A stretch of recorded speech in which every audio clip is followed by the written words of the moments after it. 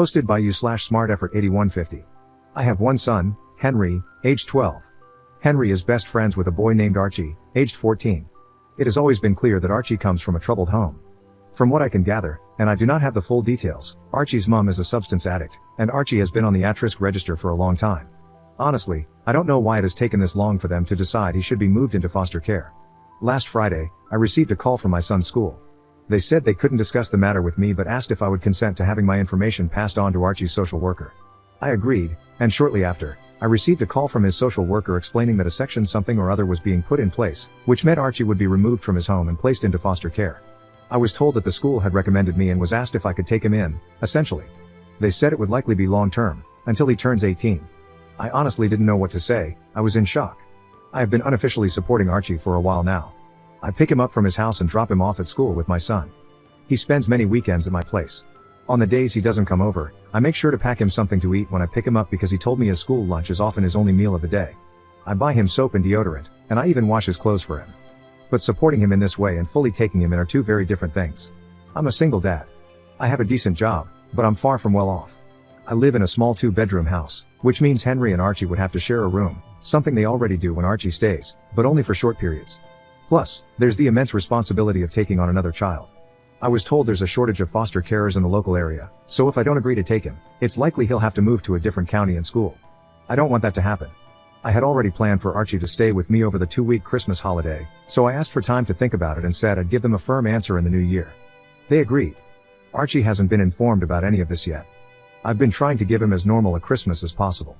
My heart is telling me, of course, you're going to take that little boy in, but my brain is worried about the responsibility and cost of having another mouth to feed and another boy to clothe. At the same time, I keep thinking about Archie's situation. He's already had such a rough start in life, and I know he needs stability and care more than anything else. I can't bear the thought of him being uprooted again, losing his school, his friends, and the small sense of normalcy he has here.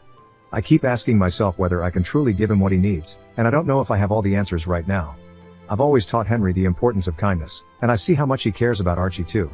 Part of me feels this might not just be about me taking on more responsibility, it's also about giving Archie the chance to grow up with a sense of love and belonging. So, I suppose I'm left balancing what's practical with what feels right in my heart. And I'm leaning towards saying yes. I spoke to my mom about it, and she thinks it's an awful idea.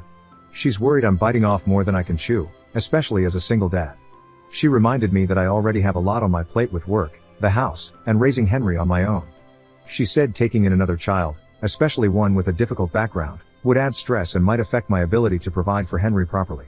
She didn't say it outright, but I could tell she's afraid this might make life harder for all of us, including Archie. I understand her concerns, honestly, I do. But I can't imagine turning him away when he needs help the most. I told her I haven't made a final decision yet and that I need to think about what's best for everyone involved, not just what's easiest. And I haven't even discussed any of this with Henry yet, which will be a huge factor in my final decision. This has been a huge rant, and if you've read it, thank you. I just needed to get this out somehow. Update 5 days later. I just wanted to give an update and say a huge thank you for all the responses. I genuinely didn't expect to receive so many replies, especially to something that was just meant to be a rant to get my emotions out. When I was asked to take in Archie, at first, I felt honored. Then, I felt worried about everything. I am quite an anxious person in general, and my thoughts were flooded with concerns about whether I'd be good enough to support Archie in the way he needs. I love my mom, but she didn't help. I think I get my anxiety from her, although she has it on a much higher scale than I do. Every possible thing that could go wrong, she was texting me about all week. You're already stretched thin with work and Henry. You won't get one-on-one time with Henry anymore. How will you afford everything? These are real concerns, and I'm glad she brought them up because they gave me the opportunity to think about how I could mitigate them. A few of you mentioned the fostering allowance, which I knew about, but I couldn't find any concrete information on how much it would actually be. Every source online seemed to give a different answer, but none suggested it was very much. However, as some of you advised, I called the social worker's office and said I was seriously considering taking in Archie, which they were thrilled about, but I needed to understand the finances first to see if it was feasible. They said they couldn't provide exact numbers, as every case is different and it isn't decided until a placement is found. However, they told me the minimum would be around £190, about $240 US, per week, and that it would likely be completely tax-free. Additionally, I'd receive a significant discount on things like council tax. That was honestly a lot more than I expected and much higher than most of the figures I'd seen online. They also put me in touch with some other foster carers who answered my questions, which was incredibly helpful. This week has been very busy.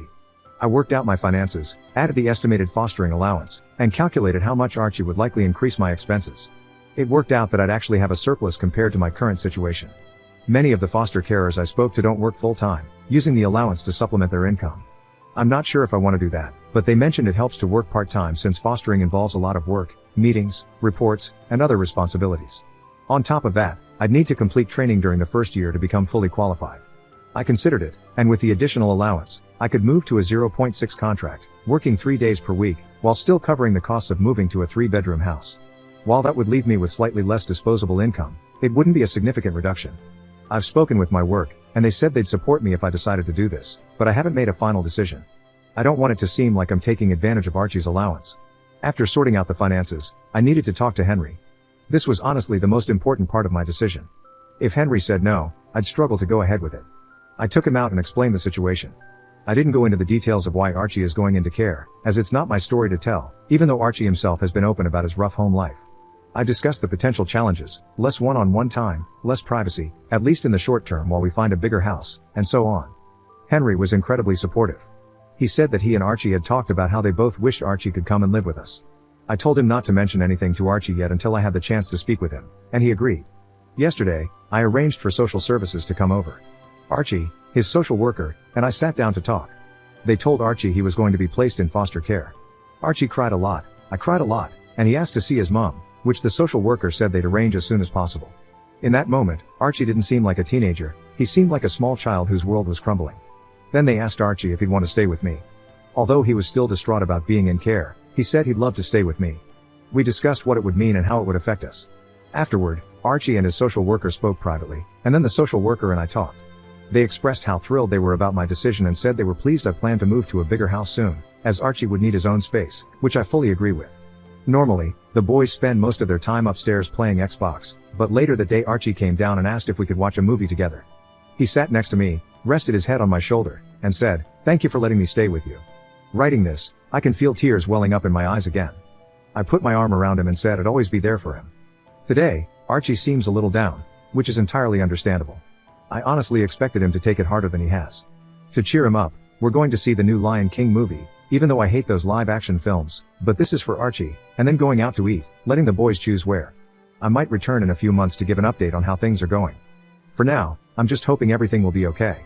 I know the first few months will be the hardest. Thank you, everyone. Editor's note. Stealing this comment from you/EffectiveCricket93 to explain what type of fostering is involved here. It depends. This is called a friends and family placement in England, where social services have decided it's in the child's best interest to be placed with a familiar person rather than in a traditional foster placement. Friends and family placements can have a looser set of restrictions compared to traditional placements. However, OP would only be cleared to take in Archie. For example, he wouldn't be able to take in another child unless he decided to undergo full training. They would be able to make decisions that differ from those in a traditional foster home.